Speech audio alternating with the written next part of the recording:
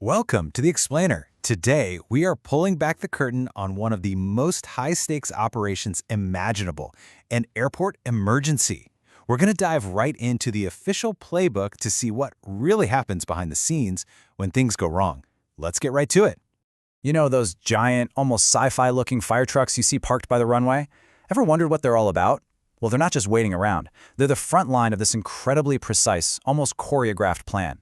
And the success of that whole plan, it all hinges on just a few crucial moments. Okay, so the first thing to get is that this all starts way before any alarm ever goes off. I'm talking about an immense amount of planning. This isn't about making it up as you go. It's a system designed from the ground up, all based on super strict national regulations, built to handle the absolute worst-case scenario.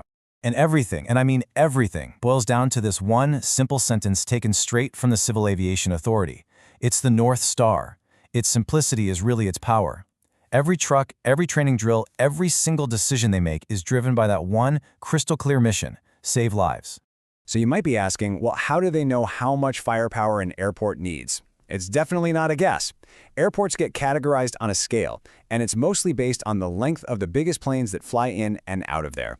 So a small regional airport, that could be a Category 2. But a massive international hub handling the giant Airbus A380s, you're looking at a Category 9. This system makes sure the response is always scaled correctly for the job. Now, to fight an aircraft fire, you need a totally specialized arsenal. Think of it like a 1-2 punch. The primary agent is usually a really sophisticated foam. That's the workhorse. It cools the fire and puts a blanket over the fuel so it can't reignite. But for that immediate initial attack, they use complementary agents, like a dry chemical powder that can just knock down the flames with incredible speed. It's a really powerful combo. And let me tell you, we are not talking about your local fire department's gear. I mean, just take a look at the list for a major airport like Taipei Songshan. They have a fleet of enormous 3,000-gallon foam trucks. They've got cutting tools that can burn through the main body of a plane at 10,000 degrees Fahrenheit. And get this, they have these huge inflatable bags that can literally lift a 40-ton aircraft. This is some serious heavy-duty stuff. All right, so the plan is set, the gear is ready, and then an alarm goes off. An emergency has officially been declared. The clock starts now, and we're entering the most important phase of the entire operation. This number right here is everything. 3 minutes. According to the official regulations, that is the absolute maximum time allowed, from the second the first call comes in to the moment the first fire truck arrives at any point on the runway and starts spraying foam. Not 1 second can be wasted. So how in the world do they move that fast? Well, they're not fumbling around to dial 911, I can tell you that. The control tower has a direct, hardwired alarm straight to the fire station. All it takes is one push of a button, and that station just explodes into action. Alarms are blaring, the bay doors fly open, and the firefighters are already in their gear and rolling out. The entire sequence is optimized to shave off every precious second. And just to be clear, this isn't just a friendly suggestion on a piece of paper. It's a hard requirement written directly into the airport's official procedures. The plan for Taipei Songshan, for instance, says right there in black and white that they can meet this 3-minute window. It even says that backup trucks have to arrive within 4 minutes, just to make sure the foam never stops flowing.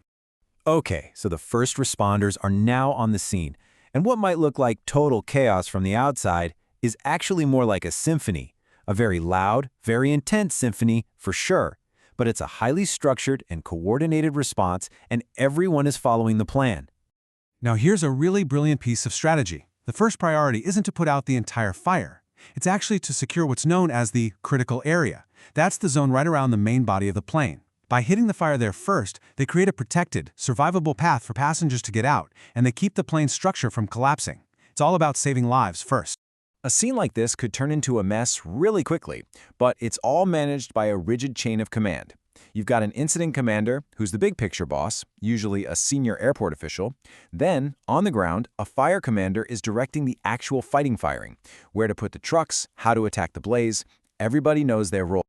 And of course, no airport is an island. These emergency plans are designed to connect seamlessly with outside help. They have pre-arranged agreements with city fire departments, local hospitals, police, you name it. That means if an incident needs more resources, a massive citywide response can scale up almost instantly. So once the fire is out and the scene is secure, you might think the work is done. But it's really far from over. This final phase is maybe the most important part for future safety because it's all about learning from what just happened. The regulations here are incredibly strict. An initial report has to be filed with the aviation authorities within 24 hours. Then a full, detailed breakdown has to be in the system within 72 hours. This mandatory reporting makes sure that every single incident, big or small, gets analyzed so that lessons learned at one airport can help improve safety for the entire industry. So here's the bottom line. The safety systems at an airport run so much deeper than what we normally see. It's not just about the security lines and baggage checks. It's this silent, powerful, and constantly practiced state of readiness, just waiting out of view, all built around one single goal and 3 critical minutes. It really makes you look at those fire trucks a little differently, doesn't it?